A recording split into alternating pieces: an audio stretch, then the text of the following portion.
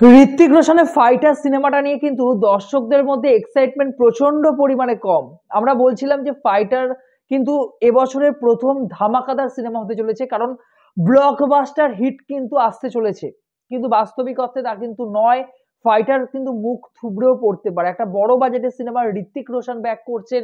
তার বিক্রম বেদা সিনেমাটা সেরকম ভাবে বক্স অফিসে হিট করেনি, তবে বাংলা থেকে কিন্তু একটা ভালো পরিমাণে বিজনেস করে নিয়ে গেছিল। তো আমরা আশা করেছিলাম যে এই সিনেমাটার মাধ্যমে কিন্তু একটা দুর্দান্তভাবে ঋত্বিক রোশন আবার কামব্যাক করবেন, কিন্তু বাস্তবিক অর্থে চিত্রটা কিন্তু একদমই অন্যরকম। গত বছর ধুম ধারাক্কা সিনেমাগুলো হিট করে গেছিল, সুপার হিট করে গেছিল।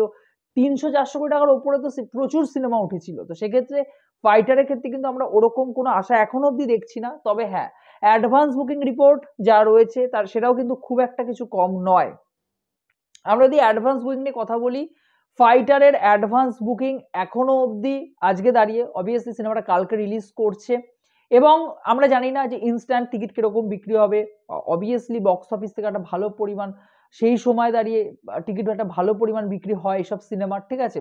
কিন্তু আমরা বুঝতেই পারছি যে অ্যাডভান্স বুকিং কিন্তু এই সিনেমাগুলোর ক্ষেত্রে একটা বড় ভূমিকা পালন করে। সেক্ষেত্রে এই সিনেমাটা 6,57,00,000, এখনো 7 কোটি টাকার গন্ডি কিন্তু পেরোতে পারেনি। সবাই মনে করছে আজকে রাত্রের মধ্যে সিনেমাটার কিন্তু টোটাল 8 কোটি টাকার মতো অ্যাডভান্স বুকিং হবে।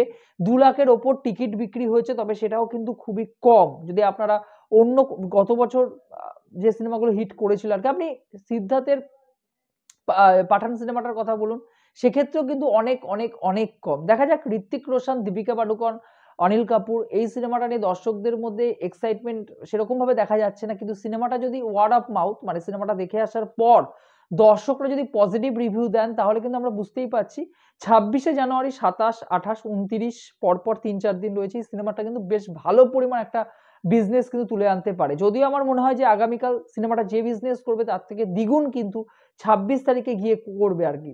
26 তারিখ হলিডে রয়েছে। তো সেক্ষেত্রে রিপাবলিক ডে এটাকে মাথায় রেখেই কিন্তু এই সিনেমাটাকে রিলিজ করা হচ্ছে। যাই হোক না কেন, এই সিনেমাটার এখনো আমি ন্যাশনাল চেন, মাল্টিপ্লেক্স এইসব নিয়ে আলোচনা করছি না এখনই। মোটামুটি এই সিনেমাটা কিন্তু বড়ভাবেই কিন্তু রিলিজ করা হচ্ছে। প্রচুর শো পেয়েছে সিনেমাটা এবং আমার মনে হচ্ছে এখনো অবধি যা রিপোর্ট রয়েছে, ওয়েস্ট বেঙ্গলে কিন্তু বেশ ভালো পরিমাণে টিকিট বিক্রি হয়েছে এখনো অবধি।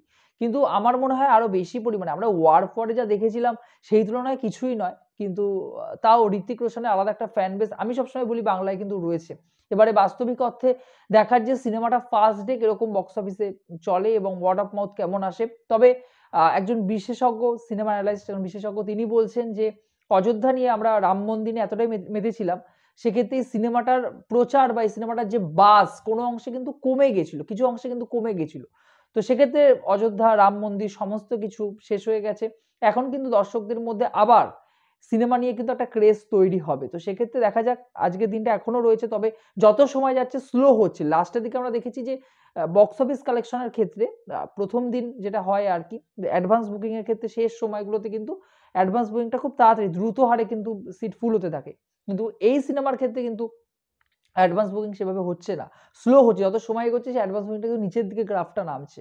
দেখা যাক, যদি এই সিনেমাটা ফার্স্ট ডে 20 কোটি টাকার বা 22 কোটি টাকার কাছাকাছি একটা ওপেনিং নেয়, খুব একটা কিন্তু খারাপ হবে না। হ্যাঁ, অন্যান্য সিনেমাগুলোর থেকে খুবই খারাপ, গত বছরের সিনেমাগুলো থেকে কম, বা ঋত্বিক রোশনের কেরিয়ারে যে সিনেমা রয়েছে সেগুলোর থেকে অনেক কম, কিন্তু 20-22 কোটি টাকা কিন্তু কম নয়, কারণ এটা কিন্তু বৃহস্পতিবার, শুক্রবার নয়।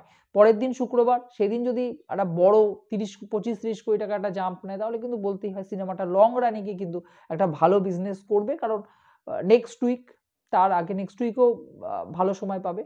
তার মাঝে কিন্তু সিনেমাটা একটা ভালো পরিমাণ বিজনেস নিয়ে। তো আপনারা জানাবেন, আপনারা কি fighter first day first show দেখতে যাচ্ছেন? সিনেমাটা নিয়ে কতটা এক্সাইটেড আপনারা রয়েছেন সেটাও কিন্তু আমার কমেন্ট বক্সে জানিয়ে যাবেন। ভিডিওটি ভালো লেগে থাকলে চ্যানেলতে যোগ দিতে, চ্যানেলটাকে অবশ্যই সাবস্ক্রাইব করে দিয়ে যাবেন বন্ধুরা। জয় হিন্দ।